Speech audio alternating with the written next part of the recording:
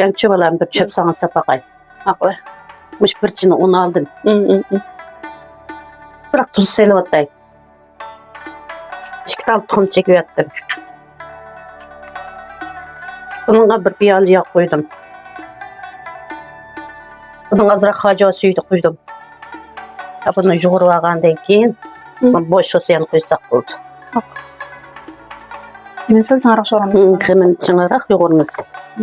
Yayımız emas mı bunu? Hemerime bop kaldı şunda belem pişti. Ben bunu çıkıp hele Beğendik mi? yayılı. Haklı. Başıldı ok balam. Yayayım bunu. Haklı. Nefes yiyip Teknik biz olmadı mı? bop mu kaldı ola? Yani iki katım da yumulağın çıtarsam bop kalıp. Helallığın da nefesliğini içiyorum. İşte yaysak buldum. Bunu işte katlayıp alam. Maynak bir katlayıp. Kestanım hem de kesini alır. Ama çöğürsünde azırak elbette kes.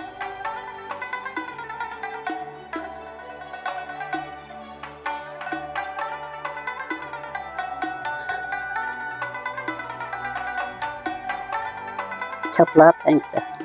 Mındakka. Götürsem. Yögeyimiz mındakka. Azırak arlık koyup.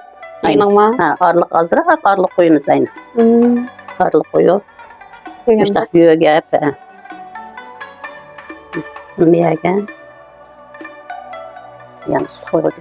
Tek güzel yani çaplayınız. Çaplamışsak yak düşken eğçilip gidiyorum ağzı. Çubuğu gidelim. Çubuluk gitti de. Belki çapaykenizde. Belki çaplayınız bunu. Oldu olam. Hem de yak koyup kazanka. Yani salılar. Haklı. Yak koyar. Haklı. Çılaşka da eklam kuysak buldu.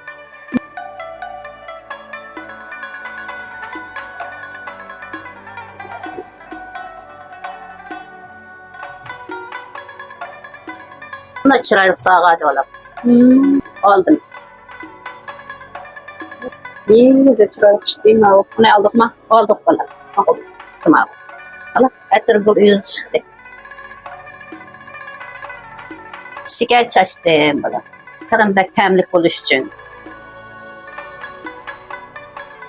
Ana çepsanız akşam gitti. Çepsanız bek akşadı o. Okşu dey balam. Ma etme yakılışı vardı o. Kagan sağızın salamı sağlamış, çöp sağızın sepper sağlamış. Şundak çürük, hem körkem, şundak çırak çıkıda salalı sağlar. Anamın olmuş bu iş selip degende qıpyatnalar. Tafsili degende çıkarıp verdik. Onda ximici quruluşı degende şu. Qoşmağanlı qoşuvasanlar, yüreklerini aymay berip qoysanlar. Şundan buna ya. Şu balam. Min akemde kıyarlıkmış yerini ben bile, ecrim bilenem. Şu.